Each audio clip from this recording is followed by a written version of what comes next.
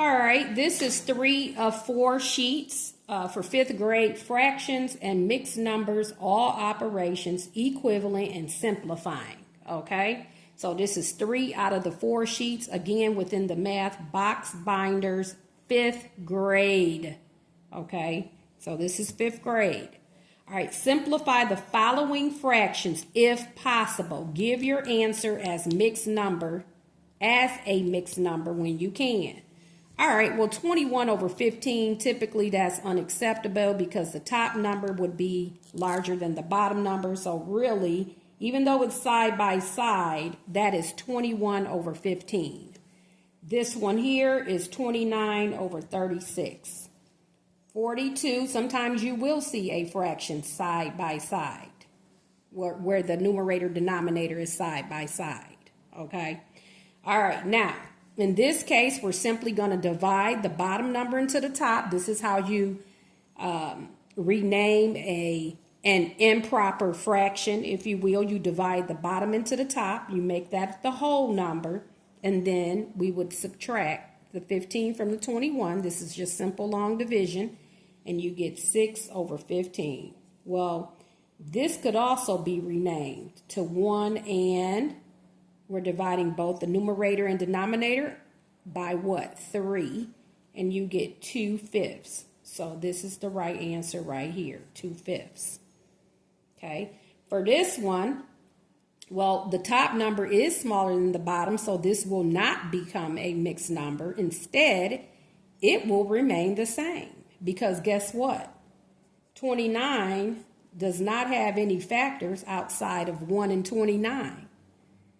Okay, and 36 can't be divided by 29 evenly, so that one stays as it is.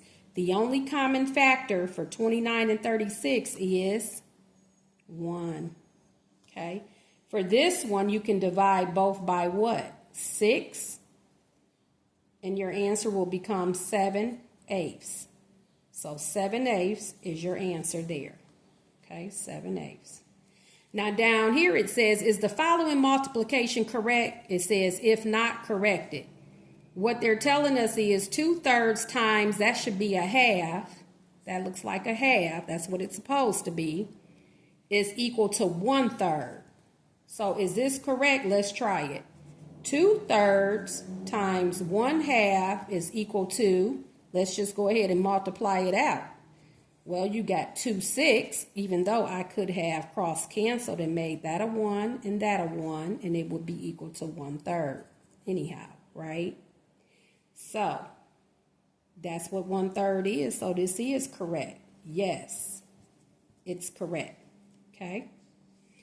Down here, multiply the fractions and shade a picture to illustrate the multiplication. Well, you've got 1/3 times 5/6. So what they're asking you is, if you take 1/3 of 5/6, this is in 6 columns. That's 1, 2, 3, 4, 5, 6 columns. So 5 of those would be what? The 5/6. Well, we want 1/3 of that. We want 1/3 of 5/6. 1/3 times also means of. Okay, let's understand that. Okay, so we want 1/3 of 5/6, okay? So let me ask you, will 1/3 of 5/6 be less than 5/6? Absolutely, because when we multiply any number, being that it's positive, times 1 whole, wouldn't that give us the same number? So let's say 7 times 1 is 7, right? Well, let's think about 1 as being bigger than 1/3 because it is. So that means if we multiply 7 times a number smaller than 1, which in this case is a fraction, wouldn't our answer be less than 7? Let's just try that. Let's just try this with this example. 7/3 is equal to what? That's 2 1/3. Isn't 2 1/3 less than 7? Yes. So what I'm trying to get you to understand is our answer is going to be less than 5/6 if we take 1/3 of it. Well, let's do it because we know how to multiply fractions, right? This will be 5/18. 5/18. So our answer is 5/18. So if we were to do that, we could get 5 of those, and that would be our answer. Because if you thought about it, this was a third, this is a third, and this is a third of this whole diagram here. Well, I just erased what? I'm left with a third. 1/3 times 5 6 is 5/18, and I got 1, 2, 3, 4, 5. That's 5 out of all the 18s there. Okay, that's what you would have as your answer. Okay. Now for this one, 2/9 times 2/3. Let's just work it out. We will have a little bit less than 2/9 as our answer. But we have 1, 2, 3, 4, 5, 6, 7, 8, 9. So we got 2 of these, 2 of those columns. And then if we multiply it by 2/3, we're going to get less than what we started with, correct? Correct. Why? Because 2/3 is less than 1. So anytime you multiply any number, this being the number, by less than 1, 2/3 is less than 1. How do we know that?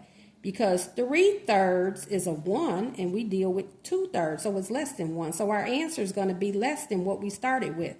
So this would be 4/27.